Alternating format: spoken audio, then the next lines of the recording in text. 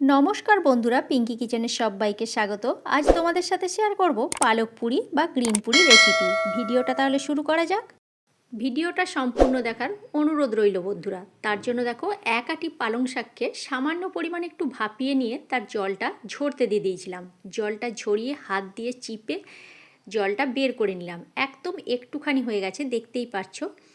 এবারে এর সাথে আমি দিয়ে দিচ্ছি এক মুঠো ধনে পাতা, মানে 5টা কাঠি যে ধনে পাতাগুলো হয় সেই ধনে পাতাটা এক আঁটি বেছে ধুয়ে পরিষ্কার করে রেখে দিয়েছিলাম। ধনে পাতাটা দিলাম, আর দিলাম 4 টুকরো আদা, আর 6-7 কোয়া রসুন, 2টো কাঁচা লঙ্কা, আর 2 চামচ টক দই। এবারে এটাকে একটা মিহি পেস্ট আমি বানিয়ে নেব। মিহি পেস্টটা বানিয়ে নেওয়ার পর একটা থালার মধ্যে 2 বাটি মতো ময়দা নিয়ে নিয়েছি। 2 বাটি ময়দা মানে আমি এখানে 500 গ্রাম ময়দা ব্যবহার করেছি।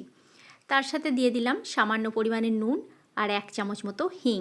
হিং দিলে এর স্বাদ ও গন্ধ খুবই ভালো হয়। আর দিয়ে দিলাম সামান্য পরিমাণে একটু আজওয়ান। আজওয়ানটা দিলে গ্যাস অম্বলের সম্ভাবনা থাকে না, সেই জন্য আজওয়ানটা একটু দিলাম। দিয়ে সমস্ত উপকরণগুলো দেওয়ার পর খুব ভালো করে ময়দার সাথে মিশিয়ে নিয়েছি। এবারে দিয়ে দিচ্ছি 4 চামচ মতো রিফাইন অয়েল। রিফাইন অয়েলটা দেওয়ার পর খুব ভালো করে এবার মাখিয়ে নিতে হবে। ময়ান যত ভালোভাবে মাখানো হবে তত কিন্তু লুচি ভালো হবে। ময়ানটা হাত দিয়ে মাখিয়ে এইভাবে দেখবে যে ময়ানটা ভালোভাবে মাখানো হয়েছে নাকি। আমি যেভাবে তোমাদের দেখিয়ে দিচ্ছি, এরা মুঠি করে দেখে নেবে। এবারে যে পেস্টটা আমি রেডি করে রেখেছিলাম সেই পেস্টটা অল্প অল্প করে দিয়ে খুব ভালো করে ময়দার সাথে মেখে নিতে হবে। এখানে কিন্তু জলের ব্যবহার করছি না।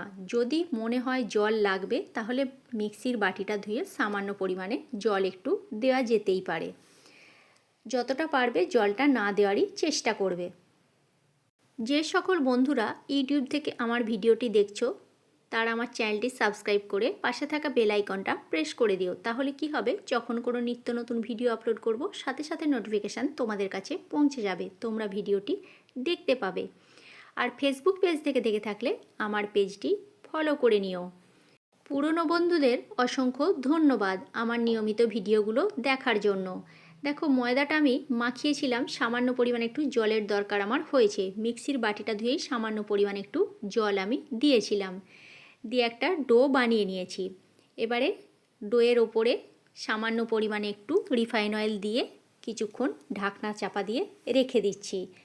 ময়দাটা যত ভালোভাবে মাখা হবে তত কিন্তু লুচি ভালোভাবে ফুলবে। দেখো, মাখা হয়ে গেছে। এবার একটা ঢাকনা চাপা দিয়ে আমি এখানে রেখে দিচ্ছি কিছুক্ষণের জন্য। তারপরে কিছুক্ষণ পর আমি ফিরে আসছি। দেখো, কিছুক্ষণ পর আমি ফিরে এলাম। আমি এখানে 10 মিনিট মতো রেখে দিয়েছিলাম।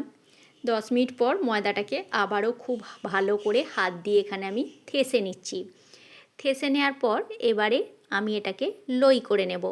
শীতকাল মানেই প্রচুর পরিমাণে পালং শাক কিন্তু বাজারে আসছে। তোমরা একবার পালং শাক নিয়ে এসে এইভাবে বাড়িতে বানিয়ে দেখতে পারো, আশা করছি তোমাদের ভালোই লাগবে। দেখো, সমস্তগুলো আমার এখানে লই করা হয়ে গেছে। এবারে এক এক করে আমি এগুলোকে বেলে নিচ্ছি।